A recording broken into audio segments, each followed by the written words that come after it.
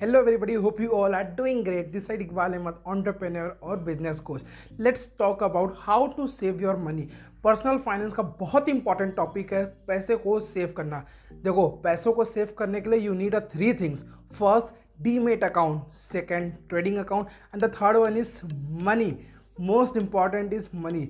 अब आप किसी से भी पूछ लो, यार तुम इन्वेस्टमेंट करते हो क्या, तुम सेविंग करते हो क्या, वो कहेगा भाई इतने पैसे कहाँ कि मैं इन्वेस्टमेंट करूँगा। एक्चुअली प्रॉब्लम ये नहीं कि आपके पास पैसा नहीं है, प्रॉब्लम ये है कि आपको ये नहीं पता पैसा खर्च कैसे करना है। टेल मी वन थिंग, गुटखा खाने से पहले सोचते हो पैसा नहीं है, पान खाने से पहले, सिगरेट पीने से पहले या कोई भी अननेसेसरी चीज़ खरीदने से पहले सोचते हो कि भाई पैसे है कि नहीं है। महीने का फालतू का खर्च कितना आप करते हो? 5 से 10 हज़ार रुपये। नॉर्मली 5 हज़ार रुपये, मैक्सिमम 10 से 15 हज़ार रुपये तक आप खर्च कर सकते हो। क्या उनको सेव नहीं कर सकते?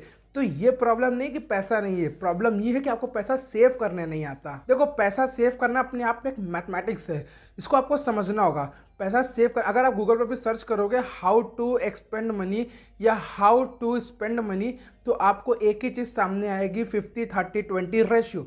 Now what is 50-30-20 ratio? 50% need में जाना चाहिए। फॉर एग्जांपल, आपकी इनकम कुछ भी है, सपोज दैट आपकी इनकम अगर 10,000 रुपये है, तो 50% मतलब 5,000 रुपये आपकी नीड, जो ज़रूरत है उसमें लेकर के जाओ।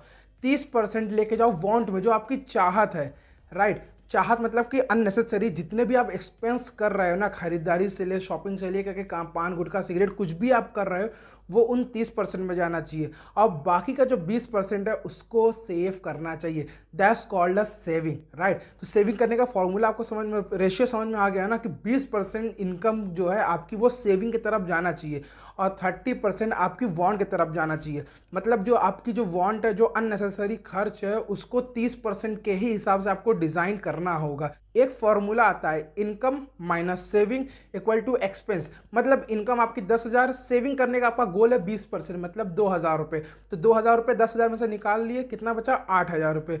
8,000 रुपये अब आप एक्सपेंस कर सकते हो। अब 8,000 रुपये में से कितना आपको वांट में डालना है, कितना आपको नीड में डालना है, आपको पता है। 30% उधर डालना है, 50% उधर डालना है। ये क्लियर हो गया। इसी तरीके से आपको अपने खर्च को, अपने डिज़ायर को, अपनी चाहत को कंट्रोल करना होगा। और अगर आप सोचते हो कि नहीं आपको अननेसेसरी खर्च जो है उसको इंक्रीज करना है, तो उसका एक ही फॉर्मूला है, एक ही रास्ता है, that is increase your income. अपनी इनकम को इंक्रीज करो, सो डैट आपकी जो वांट और नीड है वो भी इंक्रीज कर पाएगी। बात करते हैं इन्वेस्ट कैसे करें।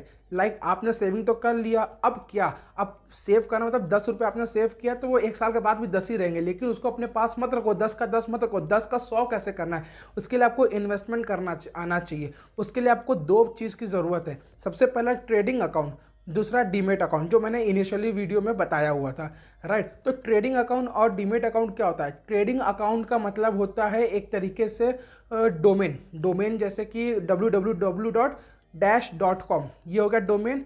इसका मतलब कि ये हो गया ट्रेडिंग अकाउंट। दूसरा होता है डीमेट अकाउंट, मतलब होस्टिंग। डोमेन क्या होता है? डोमेन सिर्फ एक नाम होता है, वैसे ही ट्रेडिंग अकाउंट क्या है? वो सिर्फ एक अकाउंट है, वो सिर्फ एक्सेस करता है, आपकी चीज़ों को सिर्फ एक्सेस करता है।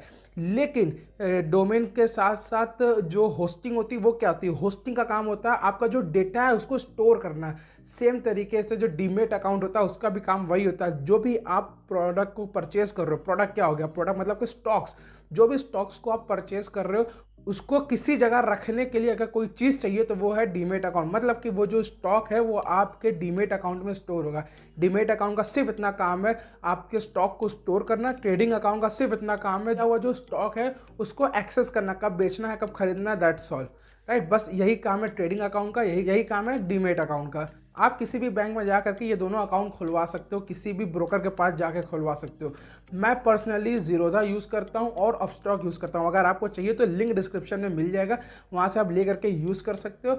बाकी जब आप पहले सेविंग पर फोकस करो, जब सेविंग होने लगेगी तब फिर इन्वेस्टमेंट पे और मल्टीप्लिकेशन पे फोकस करना। होप आपको इस वीडियो में कुछ नॉलेज मिली है। अगर नॉलेज मिली है तो मेक श्योर इसको शेयर करो उनके साथ जिनको इसकी ज़रूरत है, और सब्सक्राइब करना ना भूलें, क्योंकि आगे फाइनेंशियल एजुकेशन के ऊपर बहुत सारी वीडियोस बिगिनिंग से इंटरमीडिएट तक लाने वाला हूँ।